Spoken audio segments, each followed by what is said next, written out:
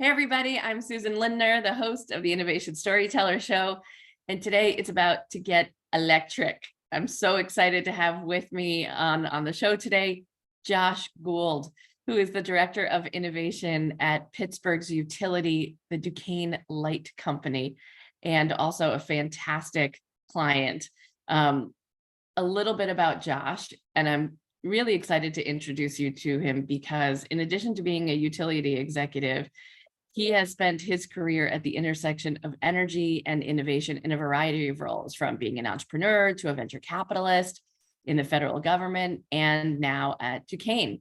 And prior to joining Duquesne in 2019, Josh founded and led a new innovation department called the Innovation Hub at Con Edison, one of the largest investor-owned energy delivery companies in the US. I know it was my energy company in New York City for a very long time. Josh has had his hand in so many different sides of the innovation and the energy business. And I'm just so excited to have you here today. Josh, thank you so much for joining me. Thank you, Susan. Yeah, I'm really looking forward to the conversation. So tell us a little bit about how you got here, right? Because nobody dives into the world of innovation, and just says, boom, I'm an innovator. How did you come to this path? Yeah, I wish I could say there was some sort of, master plan, but just like a lot of good things that happen in life, you try some stuff, you learn and you pivot, and you try some new stuff and you learn and you pivot. So, I never thought my background in undergraduate was around economics. So I never really thought much about energy, didn't really consider myself particularly interested even in energy. And I started my career fresh out of undergrad as a consultant. And some of my biggest and earliest clients were utilities. And this will date me age wise, but this is when we were first starting to talk about what we call now the smart grid. So it was the first kind of rollout of what's called smart meters at your home. They're giving you close to real time updates of the energy that you're using. And it was a very positive kind of slap in the face. Like, this is actually really interesting. There's a lot of change in this industry that's existed, since the time of Thomas Edison. And what I found after diving in is I'm oversimplifying to make a point, but this isn't wrong, that things in the energy industry were a certain way for probably at least a century, maybe a little bit more than that. And I think in the last 20 years and in the coming 20 years, we're going to see more change in those 20 years than, probably twice as much change as we saw the century before. And then it's also the key to unlocking one of the biggest problems of our time, which is climate change. So if you're a person who's really interested in making a big difference in the world and thinking about the legacy that you lead to your children and grandchildren, and you're interested in a place that's dynamic and changing in a way that it hasn't in the past, then I just fell in love with it, and here I am. So Yeah. I also, it's what I tell people all the time is, if you're looking for cool things that are going on in your community, and if you want to know where the center of innovation is taking place, look past your electric bill and all the amazing things that are going on inside of the community. Because maybe even unbeknownst to you, right, that there are drones that are surveying, new places to put down holes. There are driverless bulldozers that could be digging those holes or getting into dangerous places where crews can't go. Or there is a push for everything related to what we call ESG goals, right? Environment, sustainability, and did I governance. just, I'm sorry, and governance, right? And governance goals, right? Even that, I mean, going from regulated to unregulated utilities, right? That whole shift that's taken place in the business too. So and if you are thinking about, going from smart city and now to green cities, right? With all the electric vehicles that are going to be serviced and all the different ways that we're shifting from traditional fossil fuel based power sources, that's all happening right at the utility level. I think it's like ground zero for innovation at the community level, and taking some of the biggest discoveries that have happened, like you said, in the last 50 years or so, and it's going to start being applied at the community level through your utility.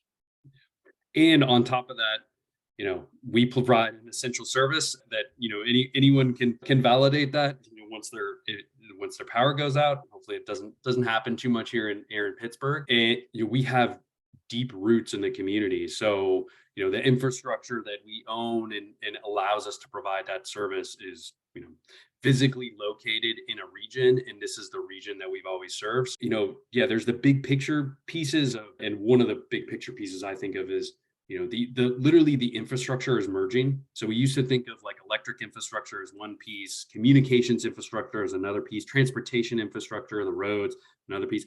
That is merging into one right now. And that's both, presenting some big challenges, but also some tremendous opportunities. And it's letting some of the things that the traditional technology industry has developed be applied to our piece of the world. So you got these like big picture things going on, but then and we've been around for 140 years, providing essential service to the community, really rooted in the community. And there's a really refreshing sort of community oriented mindset in many utilities, including our own. So it's, yeah, I'm biased, but utilities are much cooler than people realize, in my opinion. Heard it here first, right? We are going to Yeah. be the advocates for making the utility space cool again in the innovation sector. And you have a particularly interesting role, Josh, because you work on innovation as well as strategy, right? So, for our listeners who are all involved in the innovation process in one way or another, serving that higher strategy is a must, right? And it's certainly your professional mandate inside of the organization. So how do you combine, or how does innovation wind up supporting that, overall business strategy at Duquesne? Yeah. So, first of all, I mean, if any innovation professionals are out there listening, I think you said it yourself, but you can't sort of emphasize enough the degree to which that interlocking between strategy and innovation is really helpful and constructive in both directions, innovation supporting strategy and strategy helping to drive innovation. One of the things that we do on the strategy side is, so we have our mission vision, like where we want to go from our end state. And then a lot of what we're doing is we're saying we're also looking backwards at current performance, current priorities. And what naturally happens when you're doing that, you're looking at where you are today, where you want to be, there's always going to be a gap. And actually, I find most of the gap, if you're thinking overall corporate strategy, doesn't always need to be directly related to innovation. I'd say most of those things are how you update and prioritize the work of the broader organization, different business units, et cetera. There will always be a piece though that says like, boy, this is a really big risk. This is a really big opportunity. And it's really sort of nebulous. It's ambiguous. We don't know whether we can go after it. We don't know whether maybe it even really exists, but we want to sort of figure it out. And that's where innovation is perfectly suited. So that the areas of the strategy that are uncertain in terms of your ability to execute them, or uncertain in terms of the ability of or the validation in the market, like that, we think X is going to happen, but is X really going to happen? Can we run a test to get more information about what a particular market outcome we think is going to be? Or can we run a test to see if we can develop or partner to develop the capabilities to execute against a piece of our strategy? That's where the magic can happen. The nice thing is, for the innovation team, if you validate it from a strategy standpoint, that is an opportunity we want to go after. That's a capability we want to build. Boy, then you have great alignment in the organization to go and tackle whatever that thing is. So yeah, it sounds maybe abstract, but I think a good strategy process should identify, again, what the gaps are, but specifically the gaps that would benefit from, a pilot or a test that the innovation team can stand up. And if you get that as sort of, if you start to develop those interconnections as part of your process between strategy handing off something to innovation, and also innovation being out in the marketplace, flagging pieces of like, hey, this isn't in the strategy. Like, we're seeing this in the marketplace. You might want to update that. So it works in both directions. That's the magic. I don't know whether whether we fully have achieved the magic yet, but that's what we're going for. And that's where I think both groups can really benefit one another. It's so important, and getting the message out about what you're doing, right, about how these things all interlock is so important. How do you share it so that like frontline employees, know all the cool things that you're working on? Like, what is that process of getting the story out at Duquesne, making that shift? Because you want other employees to also feel really empowered by what you're doing and know that you're all serving the community when it comes down to it. Yeah. So how do you get the word out? Yeah. So in my mind, it all starts with partnerships and relationships in the organization. So we have built in our innovation center, we've built a very strong collaborative working relationship with our communications team that enables us to better understand the right ways to reach employees, better understand other sort of big ticket things that are going on in the organization, and then help us craft a message that is appropriate to the intended audience and appropriate to the channel. So that that's first. I would say it starts with kind of the relationships that you have, and maybe even before that is this is critical. Not everyone understands the how important it is to be able to communicate in terms of sort of organizational sustainability and really rallying folks to the cause. So maybe there's even a precursor, but before the partnership, which is like first realize it's absolutely critical. So building those relationships internally, and then we found not everyone in the organization is motivated by the same thing, but one pretty common and consistent theme is make it relevant, make it tangible to me. So like innovation, that's a big word. It means different things in different contexts. Not everyone sort of understands it or finds it accessible. So Mhm. how do we tell stories in a way to make it accessible? How do we tell stories in a way to make it concrete? How do we tell stories in a way to make it directly relevant to someone's sort of day job? We think a lot about that. We work with our partners around that. We work with, talented folks like you on the outside to think about how best to do that. But in general, that's where we've seen a lot of success is making it changeable, making it relevant, making it concrete. And oftentimes that means we are not doing the communication about innovation ourselves. The degree to which we can shine the light on our business partners who are doing a lot of the work and innovating themselves, that benefits us as well. So yeah, really important. First, realize it's important, find partners, get creative on the channels and the messaging, but always make it tangible, make it relevant, and ideally have someone else telling the story, not ourselves. Yeah, and we talked about this when we went with your teams and the strategy teams, like, right, is thinking about how do we get other people to move the message around the organization, right? In marketing parlance, that's user generated content. Users are employees, right? They are the ones who are spreading the word. So really being thoughtful about creating stories that allow innovation to keep moving forward inside the organization by word of mouth. And incumbent upon that is making people feel included in it, Yeah. making them see themselves as part of it. It's a pretty big organization. How do you how do you get that to that next level engagement? How do you get people excited about it? Yeah, we've especially in our early days, we focused on sort of forming a coalition of the willing, so to speak. So, and I should say, we started a little over 3 years ago, and I'm biased, but I think we made good progress. But especially in the early days, we didn't even try to get everyone on board. We thought that was a little bit ambitious of a mission to start. So, when we started working on specific projects and, had some things be successful, we really thought about like, if you think of a map of a network, like a node.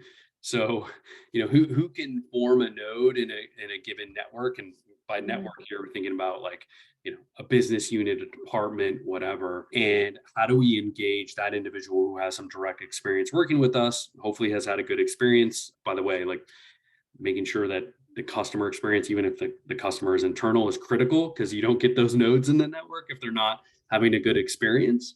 And then thinking really critically about how we engage the nodes in that network again to spread and tell the story once they've had that experience. And the nice thing is they know what resonates with their peers in a way that's better than we do, might be even better, than communication professionals because they understand what's going on in their department in a really intimate way. They understand some of the history in a way that we don't. So again, we try to, starting with that coalition of the willing and trying to seed that in a diverse group of departments, trying to empower and enable those people to tell the story as well.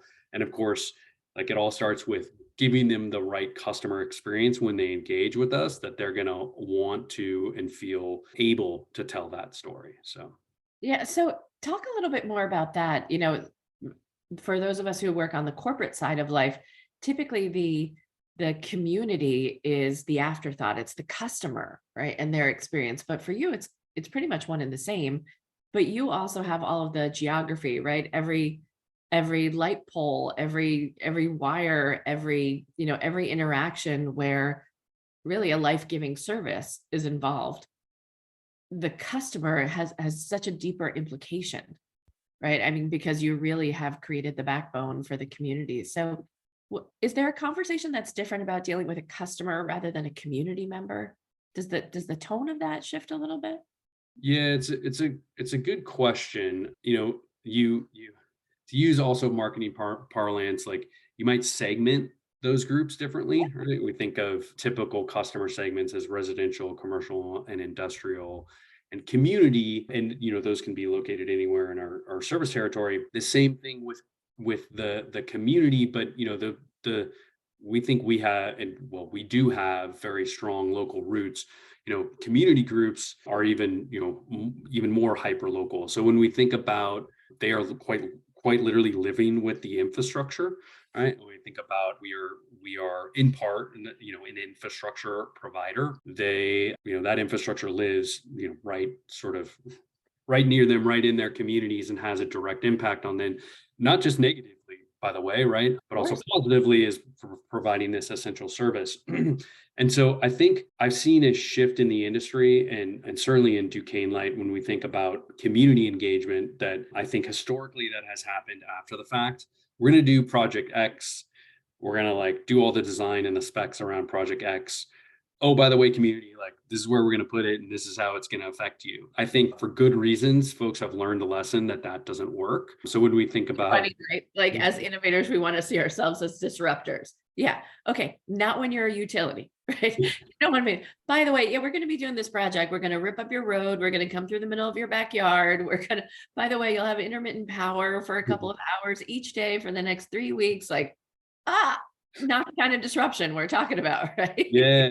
But you know what? One thing customers and communities have in common is, and I do think innovation professionals in general and innovation centers like ourselves have a really important role to play when we think of, like, not to do too much buzzword, but when we think of design thinking methodology, like a lot of that is in the upfront pieces in terms of how you design a given product or service, not necessarily a new product or service, it might be an existing product or service.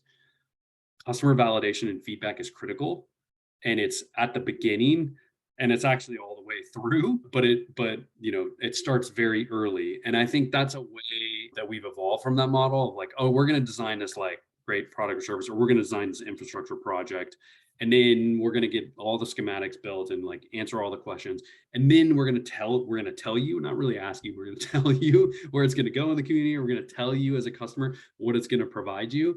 And I've seen a really healthy, I think, rethink of that paradigm, where no, it's a partnership all the way through, getting that customer validation and feedback early, and using that and leveraging that community and customer feedback in a very real way, so that by the end, when you're actually implementing or executing, it looks different than how you thought it would look, because you're incorporating that feedback. So that's where I think innovation and the tools around innovation and design thinking can play a really constructive role in our ability to engage, like with both the community and with customers. And there's a practice, I'm an anthropologist by training, but there's a practice that often, surfaces as part of design thinking called appreciative inquiry. And, I'm always struck by when I hear innovators kind of diving headlong into a new project without doing some of this baseline work around appreciative inquiry. And for my listeners, I want to share with you this definition, which I think is so helpful. And it says, at its heart, appreciative inquiry is about the search for the best in people, their organizations, and the strengths-filled, opportunity-rich world around them. Appreciative inquiry is not so much in the shift of methods and models and organization change, but appreciative inquiry is a fundamental shift in the overall perspective taken through the entire change process, to see the wholeness of the human system and to inquire into that system's strengths, possibilities, and success. And so, it starts off with asking questions, not just, in our own little boardrooms, but going out with the people. Oftentimes, I just find we do the inquiry after we are halfway through building the thing, rather than like, is this thing even needed? Is this the next important thing? Are we doing are we building something that functions appropriately within the midst of the human system? Because none of our work gets done, in the absence of that larger network Yeah. of the system itself. And it's so emblematic of someone who works in the utility space, because you kind of start with a grid that lives in the heart of a community, right? It's like what we're seeing now with mushrooms, like, right? These, like, we didn't know that there are these tentacles that go out across the entire universe, right? Across the planet, that's feeding information back and forth to each other. But in the utility space, which is another reason I think it's so effing cool, is that the energy grid is located right beneath our feet, and we're walking on it every day, and suddenly we're developing and building on and finding new ways of doing that. But it's in the heart of the human system. It's in the heart of what we do. So let's shift gears for a little bit and talk about what's coming next, because it's the other thing that I think you are the usherers of innovation into a community at places where it hits us personally and also hits our pocketbook. It really begins to define what our communities look like, is how we get energy. We had the digital divide, and then that's kind of being repaired. I loved hearing President Biden say at the State of the Union, that your families were pulling up to the McDonald's to get Wi-Fi, right? Mm. We now find ourselves driving electric vehicles, and like, you have to go to the mall to plug in, right? If your apartment building doesn't have an EV charging station in it yet. But that's shifting, right? Especially with the Infrastructure Act and so many new government programs that are really going to be revolutionizing how we access energy. So give us some insights. What's coming next? What's really cool that you see coming down the road? Yeah, so one of the things I'm really excited about is, in the utility industry, depending on what utility you're served by, you're either served by an overhead network, so like the poles and wires in your community, or an underground network, which, as you alluded to, is under your feet. Underground networks overall tend to be more reliable, but we often have less intelligence about their operation as we do the overhead network. And so what that means is, when an employee is going into manhole to do maintenance work, and or if we have an issue on the underground network, both because it's literally located underground, but also because we don't have as granular intelligence as we would like about the operation of that network, it can often take a lot longer than we would like, and even in compared to overhead networks, to repair or address that issue, or even just to locate exactly where that issue is. And so one of the things that we're working on with partners is improved methods of monitoring and managing our underground cable. So can we predict when a given cable will fail? Can we predict when we might need to repair or replace that cable? Can we give our employees who are entering a manhole, if you've ever been in a manhole, it's, the work that people do every day down there is truly amazing. It's not a Terrifying great, test. Have you been down there? it's not a great place to be. I'll just be honest. And so just gives you a sense of, the employee experience. It's a cramped space. It's often very dark. Sometimes it's dirty. Sometimes it's, there's Wet? all sorts of, it can be very wet. And so how do we arm that employee with the appropriate intelligence and knowledge, so that he or she is going in and understands, the state of the electric cable that he or she might be repairing, or any potential safety issues or concerns around that. And that can save us time in terms of how long that person needs to be in the manhole. So that's something that, like, the utility industry has done for, also literally hundreds of years, provide you electric service through your underground network. But what I'm excited about is a new way of rethinking how we innovate around these monitoring and management of the cables under your feet. And so we have launched an innovation challenge where we've identified a problem statement. We throw it open literally to the world on a website. You can go and find it if you Google around for Duquesne Light Innovation Challenge. And folks are providing potential solutions to these problems. We've had much larger utilities, me on the West Coast, Exelon, that's headquartered in Chicago, join our innovation challenge. And so we're really excited to see what comes out of that. We've down selected to 5 winners who have a variety of different really cool technologies, sensors, AI, better monitoring and managing the underground network. So that's something that, as a customer, you might not see directly, but it would certainly benefit you as a customer. But And also, if you're working on the line, right? If you're in that spidey hole.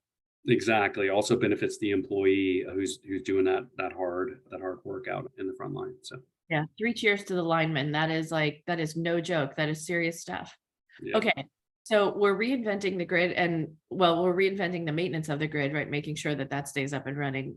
What else is coming? Like for those of us who are, on the fence about buying an electric vehicle and thinking about what's coming next, what's happening with the infrastructure to support, especially in the Pittsburgh area, to support this new influx that we're going to be seeing. And by the way, what happens when the power goes out and what's going to happen to our cars? Yeah.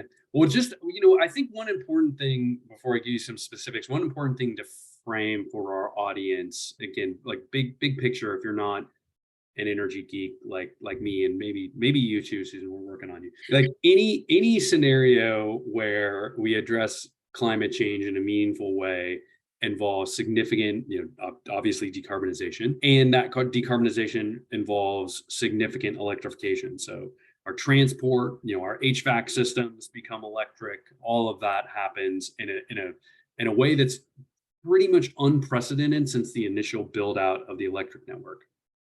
At the same time that's happening, we're feeling the effects of climate change, which means the infrastructure is challenged in a way that maybe it hasn't been before historically, just because of the degree and sort of commonality of severe weather events. So you got these like big things going. We got to decarbonize everything, which means we got to electrify most things, and we've got these extreme weather events which stress the infrastructure. So as you can imagine, we spend a lot of time thinking about and working on how do we ensure that infrastructure is resilient and reliable as it possibly can be, and what else do we need to do to make sure that infrastructure is resilient and reliable as it needs to be. And one of the things that we've done there, and this ties to, well, if we're going to electrify everything, like we got to make sure the plug is working when it comes in. In addition to what we've done in the underground network, we've actually used drones on the distribution network, which again, for non-energy geeks, just means the poles and wires sort of in your neighborhood and in your backyard. We sent a press release out when we were doing this to make sure that customers knew, like, we're not spying on anyone. We're just looking at the infrastructure. And then we sent those images of our infrastructure to various vendors. We called it a bake off. They looked at one piece of our infrastructure. We had a human do it.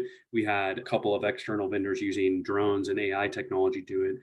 And what's interesting is it discovered many issues, not urgent issues, not it was going to fail tomorrow issues with our infrastructure, simply because they were capturing things from a different vantage point. So a drone can look from a pole down, whereas a human can't easily do that. And so, we're integrating those technologies in terms of how we inspect and maintain our overhead infrastructure, so that get to the point of like, so that when you plug in for to charge your electric vehicle, it's as reliable as possible. And just the other thing I would say as it relates to electric transport, our mission at Duquesne Light is clean energy for all. And so when you think about for all, when you think of EVs, a lot of people, historically the price points have been higher. Historically, that involves private car ownership, which is not accessible to all customers. Again, we think of who's in our community. And so we've had an emphasis from the very beginning, thinking about what about those customers or community members who do not have access to a vehicle? How do we provide them a clean energy future for all? And so we've been working really closely with the local transport authority to try to drive electrification of our bus fleet and infrastructure. And so we've got a couple electric buses running on routes downtown where, greater population density, greater proportion of low income customers, making sure that they can access the benefits of clean energy. And by the way, when you think of, so, we're using electrons to power that bus and not hydrocarbons. But one of the impacts of that is there's lots of SOx and NOx, so sulfur dioxide and nitrogen oxide, very nasty stuff that diesel buses produce. So by electrifying those buses, not only are we enabling a clean energy future for those who don't have private access to transport, but we're also providing other ancillary health benefits that we don't often think about when we think of electrification. So that's an example that gets me fired up when you think about a clean energy future for all. It's not just folks who can buy that whatever it is $80,000 Tesla. It's for folks who are taking buses to school, to work, to home, and now are able to enjoy the benefits of clean energy. So that's something I'm really excited about. It's so funny that you say that. I was in New York City yesterday, and I was decided to walk to this business dinner I had, and it was probably about a good 10 blocks. And it was striking to me how much quieter the streets were. And I looked around me and I was at a light, and I could count easily maybe 10 or 15 electric vehicles, even some of the taxis. And I was like, wow, I'm a lifetime New Yorker, and I never really thought about it. So many of us are just walking with our headphones in these days, but I thought, God, the city is surprisingly quieter. And I just appreciated it so much. And then the horn started honking again. Like, I don't have to worry about the engine so much. This is still New York. It's like, I'm walking here, someone's going to be yelling or honking a horn in no time. So, but that's really cool. And do you think there's some like moonshot things that, what's the George Jetson view of what's happening with the utility in the next 20 years? What are some other cool things we can anticipate? Yeah, so I think one of the things that we want to try to enable is, if you think about the evolution of our industry, it's gone from historically like there's a one-way flow of electricity and really communication, where it's like, the utility or other service providers generating bulk electricity at a power plant. It's going one way through wires and poles for first transmission, distribution, and then to you, the customer. And then, oh, by the way, we send you a bill and we refer to you as a ratepayer. So that was how it was. Ratepayer. None Right? of that sounds good. I think I'm going to go Roll- as that for Halloween, Josh. I'm just going to be a ratepayer. It's a great costume. rolls off the tongue, right? So that was, version 1.0, I'd say, like, of the utility industry. And really we're already in 2.0, where if you think of distributed energy resources, so, solar that you have in your home, even, think of a vehicle to grid, we're increasingly living in a world today, like what I would call 2.0, where the power flows both ways, where customers want to engage and communicate both ways. And there's starting to be, I would say, more control and more power in a good way. And here I mean not literal power, figuratively power on the customer side, because of that choice and because of some of these technologies that enable greater control over people's energy use. So that's the world we're living in today. And I think from a technical standpoint, we have most of what we need. I think we kind of need to update some of the business models and how we interact with customers. But we're moving to sort of 2.0. 3.0 is really interesting in my mind. If you start to think about Jetpacks. Say it, Josh. Jetpacks.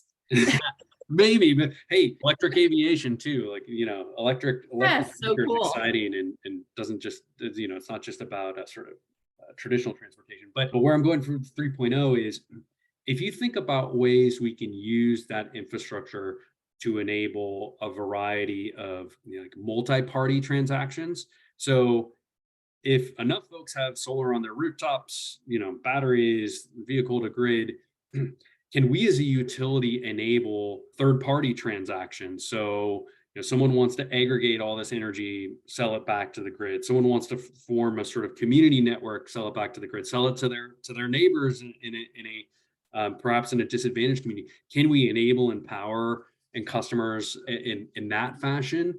Can we get creative on what that business model looks like? And can we rethink how we use our infrastructure to enable those outcomes for customers? That's really exciting. Like, I even as an innovation person, I don't know precisely what that looks like. I kind of painted Some a startup does though, right? There's like bunch. some startup thinking about that right now. Yeah, that's really cool. Exactly. So I'm excited about 3.0, and how can we reimagine our role as a utility in 3.0. So That's fantastic. All right, this is a perfect transition to my hot seat questions, which are at best lukewarm, but I'm going to put you on the spot regardless.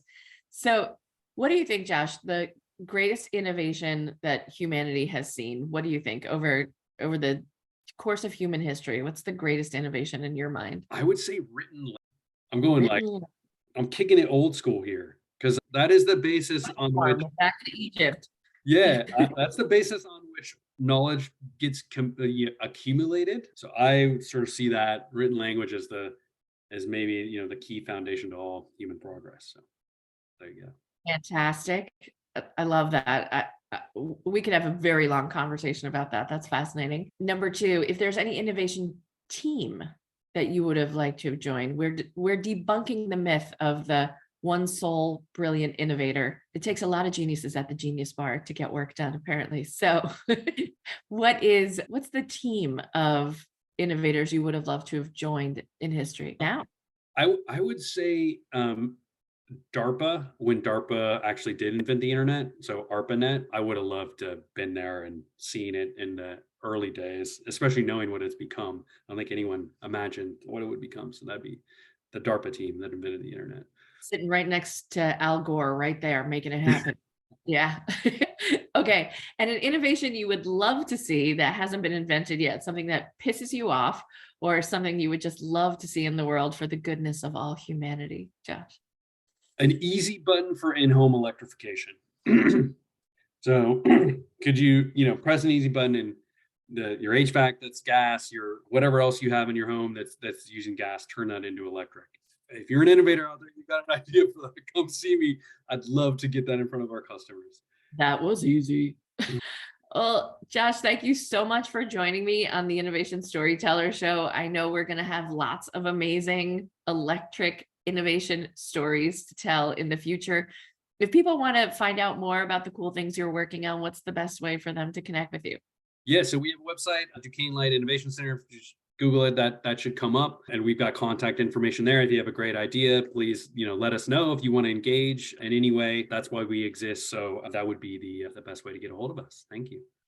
Fantastic. Josh Gould from Duquesne Light, thank you so much for joining me today.